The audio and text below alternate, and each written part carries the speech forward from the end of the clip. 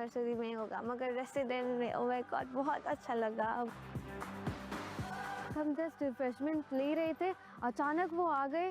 Just हमें एक surprise हो गया कि वाओ ये आ गए। यार ठंड लग रही होगी। से मिलने के एक्साइटमेंट में सब भूल गए। नमस्ते बेटा। वनकम। अच्छी अकाल। हेलो अच्छी। हेलो रची साहब। उनने हम लोग को ये आसाम के गमछे पहना है, जो कि मैं बहुत लकी फील कर रहा हूँ। सर ने बोला मानसी कुछ नहीं गाएगी। मैं खुश हो गई, सर ने मेरा नाम ले लिया। सारी दुनिया तेरे पीछे मुश्किलों से लड़ता चल, बढ़ता चल। तो उस समय हम कंफ्यूज हो जाते हैं कि कौन सा पैटर्न सही है। मैं प्रधानमंत्री बन गया ना, तो भी कोई बताता है ऐसे करो, कोई कहता है ऐसे करो। सर आप बचपन से मेरी एक बहुत बड़ी इंस्पिरेशन रही है और मेरा जन्मदिन भी आपके साथ ही आता है। अच्छा सर ये बहुत स्पेशल मोमेंट है जो हम आपसे मिल रहे हैं। स्कूल जैसा मत कीजिए, इसके यहाँ स्कूल नहीं है। आइए। मुझे बुलाया, मेरे कंध में हाथ रखा, मुझे लगा भाई ये सपना है कि या कुछ और है। अगर टाइम मैनेजमेंट सीख ली, प्रेशर नहीं लगेगा, थकान नहीं लगेगी।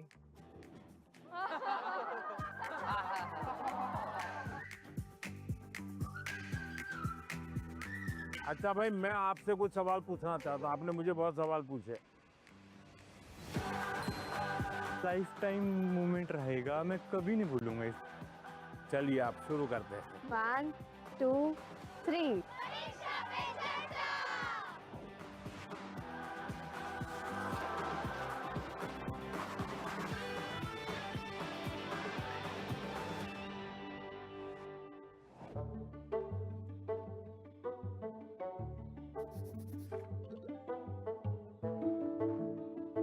चलिए आप शुरू करते हैं, बताइए। मैं सानवी आचार्य, आप ही के स्टेट यानी गुजरात से हूँ। मेरा पहला सवाल ये है कि पेरेंट्स भी हमारी चिंता करते हैं, टीचर्स भी हमें सपोर्ट करते हैं, लेकिन मेन इशू तब आ जाता है कि टीचर्स हमें पढ़ाई का एक अलग पैटर्न सजेस्ट करते हैं, पेरेंट्स एक अलग तरह से बोलते हैं कि ये पैटर्न से पढ़ो, और स्टूडेंट्स में तो अलग ट्रेंड ही चल रहा होता है। तो उस समय हम कंफ्यूज हो जाते हैं कि कौन सा पैटर्न सही है। देखिए ये जीवन भर ऐसा रहता है। मैं प्रधानमंत्री बन गया ना, तो भी कोई बताता है ऐसे करो, कोई कहता है ऐसे करो। आप घर में खाने पर देखना, खाने पर बैठे होंगे सब भाई बहन, हर एक की खाने की पैटर्न अलग होगी। कोई सब्जी से शुरू करेगा, यस सर। कोई दाल से शुरू करेगा, यस सर। कोई रोटी सब्जी दाल सब इकट्ठा करके डालेगा। हर एक की पैटर्न अलग अलग है कि नहीं? Yes sir. आपकी अपनी क्या उनकी कॉपी करते हैं आप? No sir. आप अपनी पैटर्न से खाते तब मजा आता है ना। Yes sir. जैसे कुछ लोग होते हैं कि वो उनको लगता है मैं रात को ठीक से मैं पढ़ पाता।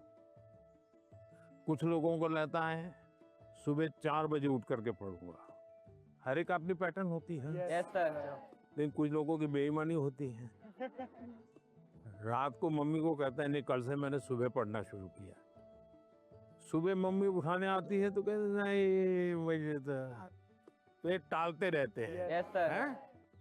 पहली बात है आप अपनी जो पैटर्न है उस पर पूरा भरोसा करो, लेकिन जो पैटर्न के लिए सुझाव देते हैं उसको ध्यान से सुनो, समझने की कोशिश करो, और उसमें आपको लगता है यार मेरी पैटर्न तो है लेकिन ये चीज मैं अगर जोड़ दूं तो अच्छा होगा, लेकिन किसी के कहने पर मत जोड़ो, अपने अनुभव से जोड़ो। अब जैसे परीक्षा पे चर्चा मैंने जब शुरू किया तब एक पैटर्न था, अब धीरे धीरे मैं उसमें इम्प्रूव करता जा रहा हूँ, बदलता जा रहा हूँ। इस बार मैंने अलग अलग राज्यों में भी किया तो मैंने भी अपनी पैटर्न बदली, लेकिन मूल पैटर्न को छोड़ा नहीं। Yes sir. उनका नेचर भी बहुत अच्छा था, वो बहुत फ्रेंडली थे, वो हम सब बच्चों के साथ भी एकदम घुल मिल गए थे।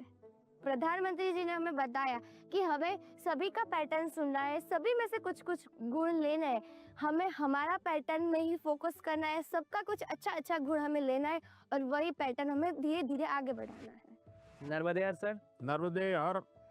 सर मेरा नाम आयुष तिवारी है, सर तो मेरा प्रश्न यह है कि अक्सर कई बार हम स्कूल या टीचर की स्पीड से मैच नहीं कर पाते और जो छूट जाता है हम उसे कवर करने के चक्कर में आगे के चैप्टर्स भी मिस करते जाते हैं और हम पीछे रह जाते हैं। तो इस सिचुएशन में हम कैसे अपने उसको मैनेज तो आपकी टीचर के खिलाफ शिकायत है, लो सर।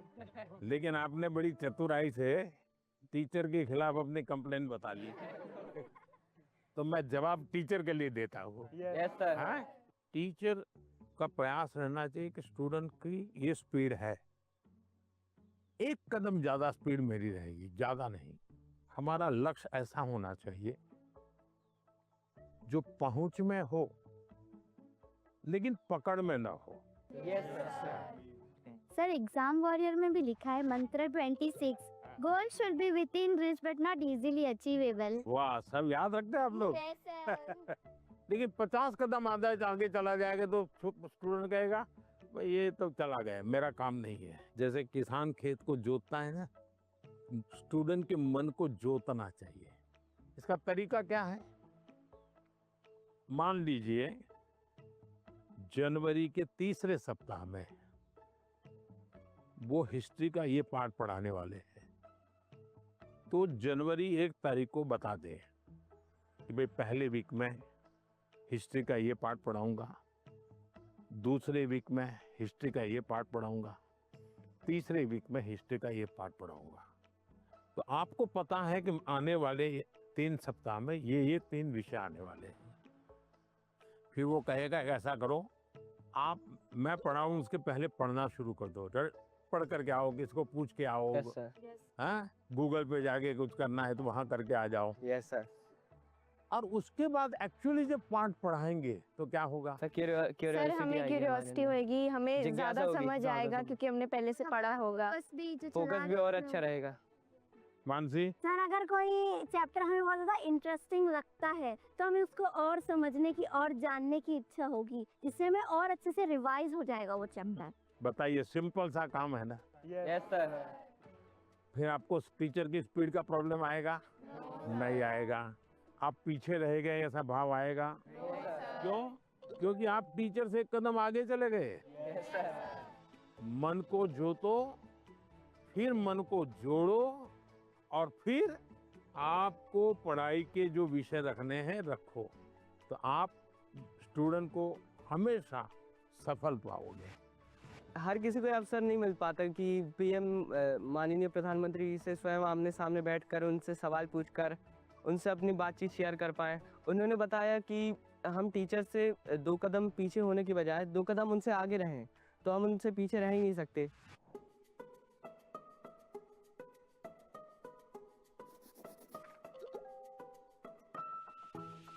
नमस्ते हाँ, सर, नमस्ते। मैं श्रेया प्रधान हूँ सिक्किम से। सर सो एक सेल्फ कंपोज सॉन्ग है, सो ये 3 लैंग्वेजेस में लिखा हुआ है, अरे वाह, हिंदी, नेपाली और बंगाली में। सो ये देशभक्ति का वैसा वाला सॉन्ग है। इसका टाइटल मैंने रखा है हमारा भारत भूमि। तो आपको कविता लिखने का शौक है? यस सर, सो कविता सो मैं वो नेचर के बारे में लिखती हूँ ज्यादातर। अच्छा, नेचर के विषय में। मानव जयंती ने भी लिखा था एक 2 बार। Yes sir. चलिए सुनाइए। हमारा भारत भूमि है, ऋषियों का ये देश है। हमारा भारत भूमि है, ऋषियों का ये देश है। अनेकता में एकता, शांति का परिवेश है। अनेकता में एकता, शांति का परिवेश है। देवी देवता को प्रिय वासियों, मानवता मौला एक उठानियो। शाबाश, बहुत सुंदर, बहुत सुंदर। देश की एकता की बात बताई। एक भारत श्रेष्ठ भारत। मानसी, तुम्हें तो आता होगा बेटा कुछ गाना? Yes sir. कौन सा गाओगी, गाना बताओ। सुनाना चाहती हूँ। हाँ, सुनाओ। सर ये गाना मेरी मदर ने लिखा है और ये गाना जो है ये स्टूडेंट्स को डेडिकेटेड है। अच्छा, सुनाओ। बढ़ता चल तू बढ़ता चल, करता चल कुछ करता चल, सारी दुनिया तेरे पीछे मुश्किलों से लड़ता चल, सारी दुनिया तेरे पीछे मुश्किलों से लड़ता चल, बढ़ता चल तू आगे बढ़ता चल। वाह, शानदार। आपकी माता जी को मेरी बधाई दे देना। Sir thank you sir. बहुत इंस्पायरिंग लिखा है माँ ने। सर मेरा यूट्यूब चैनल और फेसबुक पेज और इंस्टाग्राम भी है। यस सर, मेरे फेसबुक पेज में फॉलोअर्स हैं 1.5 लाख। 1.5 लाख? बहुत ज़्यादा मज़ा आया, मेरे लिए ये बहुत ज़्यादा बड़ी और गर्व की बात है कि मैं उनसे मिली। आइए सब लोग बैठ जाइए।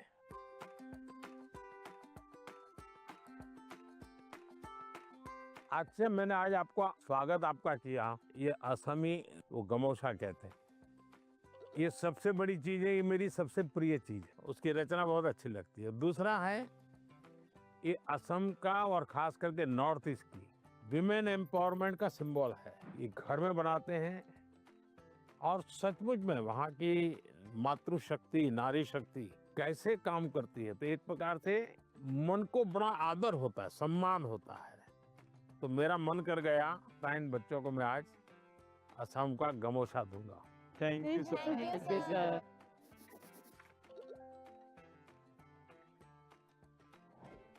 मेरा नाम सबावत वेंकटेश है। हाँ वेंकटेश गारू, बताइए। तो सर अभी मुझे है ना टेक्नोलॉजी और रोबोटिक्स में बहुत इंटरेस्ट है। तो आजकल कई बार आपने भी बोला था कि स्किल ज़्यादा ज़रूरी है, और बाहर भी लोग बोलते हैं मार्क्स ज़्यादा ज़रूरी है, स्किल ज़रूरी है, मार्क्स ज़्यादा ज़रूरी है। ऐसा ही सोच सोच के हमारे अंदर एक डर बैठ जाता है। तो आप बताइए कि स्किल ज़्यादा ज़रूरी है या फिर मार्क्स ज़्यादा ज़रूरी है? ये जो मन में रहता है ना कि इसका महत्व है कि उसका महत्व है, खाने का महत्व है कि सोने का महत्व है, पढ़ने का महत्व है कि खेलने का महत्व है, उसका एक कॉमन जवाब होता है, हर चीज में संतुलन होना चाहिए, बैलेंस होना चाहिए। एक तरफ झुकोगे तो गिरोगे कि नहीं गिरोगे? Yes sir. और सही बैलेंस करके रहोगे तो गिरोगे क्या कभी? No sir. तो ये सिंपल सी बात है। अब दूसरी बात है, स्किल में भी 2 प्रकार के स्किल है। एक है लाइफ स्किल, दूसरा है प्रोफेशनल स्किल। उसमें भी कोई मुझे पूछेगा कि साहब लाइफ स्किल में ध्यान देना चाहिए कि प्रोफेशनल, मैं कहूंगा दोनों में देना चाहिए। अब मुझे बताइए, बिना अध्ययन किए, बिना ऑब्जर्वेशन किए, बिना ज्ञान प्राप्त किए कोई भी स्किल आ सकता है क्या? No sir. तो स्किल की शुरुआत तो ज्ञान से ही होती है, यस सर। तो उसका महत्व कम नहीं है। मान लीजिए हम बहुत बढ़िया पढ़ लिए हैं, लेकिन एक बार अचानक माँ बाप को बाहर जाना हुआ। अब हमें भूखे मर रहे हैं, किचन में सब पड़ा है, लेकिन पता ही नहीं कैसे करूं, क्या करूं, किस डब्बे में क्या है, कैसे निकालूं। क्यों? हमने कभी ध्यान ही नहीं दिया। जो इसलिए लाइफ स्किल जीवन की रोजमर्रा की जिंदगी है, इसमें हमारी लाइफ स्किल अच्छे से अच्छी कैसे हो। मेरा सुबह उठने का समय क्या है, सोने का समय क्या है, मैं व्यायाम करता हूं तो मेरी उम्र के हिसाब से मैं व्यायाम करता हूं, मुझे नया व्यायाम में सीखता हूं कि नहीं सीखता हूं। मैं किसी को मिलने जाता हूं तो मुझे बातचीत करना कॉन्फिडेंस से आता है कि नहीं आता है। मुझे रेलवे स्टेशन पे गया और मुझे मालूम ही नहीं है भाई टिकट कहाँ से लेना, तो मैं 10 लोगों को पूछता हूँ भाई टिकट कहाँ से लेता हूँ। तो लाइफ स्किल जो है वो हमने आत्मसात करनी ही करनी चाहिए। अब दूसरा विषय है प्रोफेशनल स्किल। आप मानो डॉक्टर बनने वाले हैं, तो डॉक्टरी की स्किल आपकी एकदम से अपडेट होनी चाहिए। ऐसा नहीं कि मैं नंबर 1 हो गया था यूनिवर्सिटी में और इसलिए मैं ऑपरेशन करूं या न करूं चल जाएगा, ऐसा नहीं है। आपको अगर हार्ट स्पेशलिस्ट बनना है तो किताबें आपको हार्ट स्पेशलिस्ट बनने में मदद कर सकती है, हार्ट स्पेशलिस्ट नहीं बना सकती। हार्ट स्पेशलिस्ट तो आप तब बनेंगे जब एक्चुअली आप पेशेंट के साथ, उसके हर स्टेजेस के साथ जुड़ करके अपना स्किल डेवलप करोगे। अगर आपको वकील बनना है, आपको कॉन्स्टिट्यूशन की सारी धाराएं पता है, इस धारा में इतनी सजा होती है, इस धारा से ऐसे बेल मिलता है, सब मालूम है। लेकिन अगर आपको अदालत में जाकर के एक वकील के रूप में तैयार होना है तो किसी वकील का जूनियर बनना पड़ता है, प्रोफेशनल स्किल सीखनी पड़ती है, उसमें से आपको आगे आना होता है। और इसलिए लाइफ स्किल उसमें कोई कॉम्प्रोमाइज नहीं है। 100% वो तो अचीव करना ही चाहिए। प्रोफेशनल स्किल जिस प्रोफेशन में इंटरेस्ट है इसमें लगातार नया करते जाना।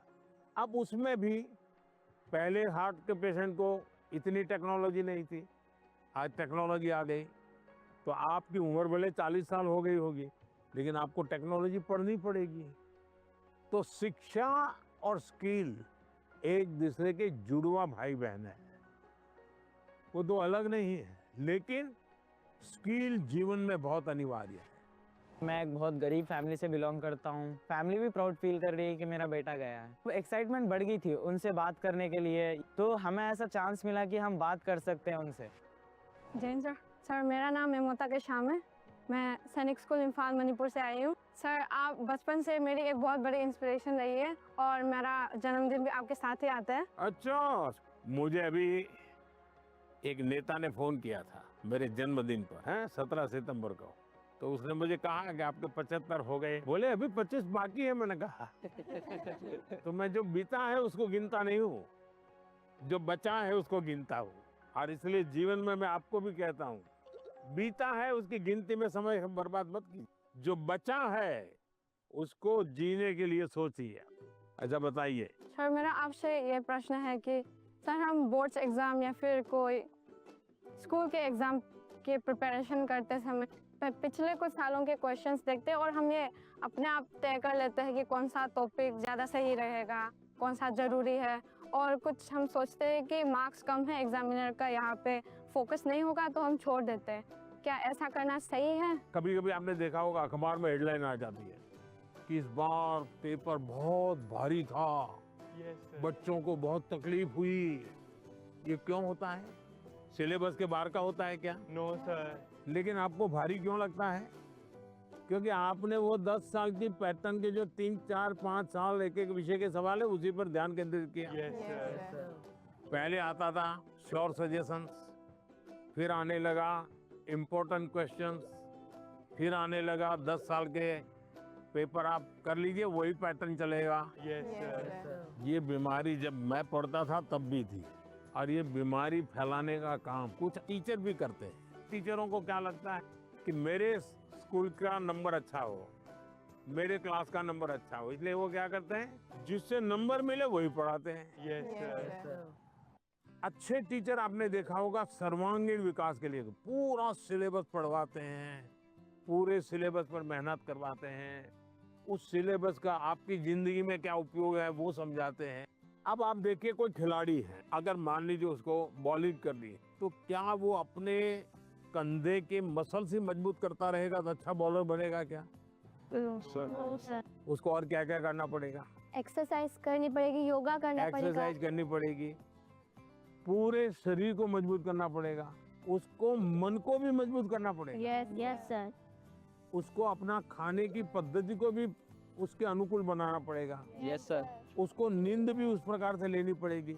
करता क्या है? बॉल फेंकता है, लेकिन पूरे शरीर को तैयार करता है कि नहीं करता है? Yes sir. शरीर का एक अंग भी वीक रह गया, बॉलिंग अच्छी करता है, कंधा बहुत अच्छा है, स्पीड सब अच्छी है, लेकिन पैर ठीक नहीं काम कर रहा है, तो बॉलिंग कर पाएगा क्या? No sir. जैसे एक प्लेयर को अपने गोल को पाने के लिए खेल में मास्टरी पानी है तो भी उसको संपूर्ण शरीर की चिंता करनी पड़ती है। वैसे ही हम जिंदगी परीक्षा के लिए नहीं है, हमारे जीवन को बनाने के लिए शिक्षा एक माध्यम है। और हम शिक्षा सही करते हैं, गलत करते हैं, तो बार बार हम अपने एग्जाम करते हैं। तो ये जो एग्जाम है वो हमें अपने आप को एग्जामिन करने के लिए एग्जाम है। अल्टीमेट गोल एग्जाम के नंबर नहीं हो सकता है। अल्टीमेट गोल संपूर्ण जीवन के विकास का होना चाहिए। और इसलिए ये जो पैटर्न हम 10 क्वेश्चन कर लें, ये कर लें, हमने अपने आप को सीमित नहीं करना चाहिए। इसका मतलब ये नहीं कि ये भी नहीं करना, ये भी करना चाहिए, लेकिन उसको अगर 10% देते हैं तो 90% और करना चाहिए। तो मेरा तो सभी विद्यार्थियों से आग्रह है कि आप जिंदगी सबसे ज्यादा उत्तम बने, जीवन अपना श्रेष्ठ बने, अपना पूरा जीवन शानदार रहे, उसके लिए जीवन को तैयार करना है। और शिक्षा एक माध्यम है, उस माध्यम के रूप में उसको करना चाहिए। ठीक है? सर, मैं आपसे ये क्वेश्चन पूछना चाहती हूँ कि जिस सब्जेक्ट में मुझे ज़्यादा मेहनत करने की ज़रूरत है, उसका फोकस ना करके प्री बोर्ड में कैसे बेहतर परफॉर्म करने के लिए उसका भी प्रेशर होता है। हम कैसे अपनी पढ़ाई में संतुलन बनाएं? ये सबके लिए चिंता का विषय है। पहले क्वार्टर में कुछ विषयों में अच्छा करते हैं, दूसरे क्वार्टर में कुछ विषयों में अच्छा करते हैं, और फिर हमको लगता है कि अब क्या करूं, मैं ये करूं कि वो करूं। हमें भीतर के विद्यार्थी को हमेशा चैतन्य युक्त रखना चाहिए। शिक्षा ये मजबूरी नहीं होनी चाहिए, शिक्षा ये बोझ नहीं होना चाहिए। हमारा टोटल इन्वॉल्वमेंट चाहिए, टोटल इन्वॉल्वमेंट। अगर टोटल इन्वॉल्वमेंट नहीं है तो फिर आधी अधूरी शिक्षा वो जीवन को कहीं सफल नहीं बना देती।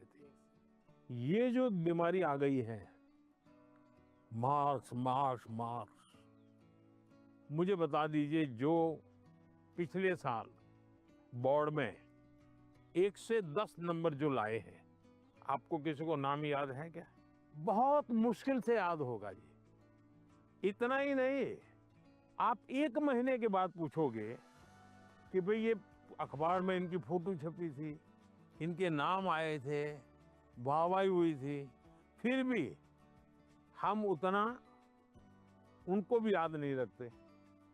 उस स्कूल के बच्चों को भी पता होगा कि उनके स्कूल में इतना नंबर आए थे। इसका मतलब इन सब चीजों का कितना महत्व है भाई। कुछ समय के लिए याद कुछ समय के लिए होता यस है, सर, यस। उससे ज्यादा तो होता नहीं है। और इसलिए हम अपने मन को नंबर, मार्क्स, उससे जोड़ने के बजाय मेरे जीवन कहाँ पहुंचा, और उसके लिए लगातार अपने आप को कसते रहना चाहिए, कसौटी करते रहे, खुद की, क्लासरूम में नहीं, एग्जामिनेशन रूम में नहीं, खुद को कसते रहना चाहिए। मेरा आपसे ये प्रश्न है कि जैसे हम पढ़ाई करते हैं, उस समय पे हमें इधर उधर के बहुत सारे ख्याल आते हैं, तो हम फोकस नहीं कर पाते। तो उस समय पे अपने आप को शांत कैसे रखें? क्योंकि हम पढ़ तो लेते हैं लेकिन बहुत जल्दी भूल जाते हैं।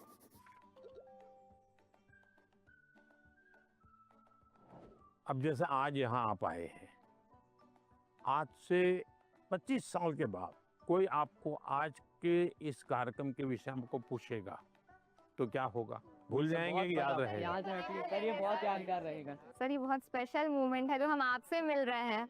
नहीं, स्पेशल ऐसा नहीं है, आप स्वयं इन्वॉल्व है कि भाई हम घर से जब निकले होंगे ना, तब दिमाग में दिल्ली, पीएम के घर, यानी घर में भी फोन कल भी किया होगा, तो ये नहीं क्या होगा ठंड कितनी है ना, अब अरे कल जा रहा हूँ, सुबह जाना है।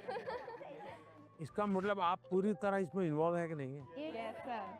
इसी के कारण आपको 20 साल 25 साल के बाद भी यहाँ की हर चीज याद रहेगी। Yes sir. दूसरा, याद तब रहता है जब आप मौका देख करके दोस्तों से शेयर करते हो। आप अपने क्लास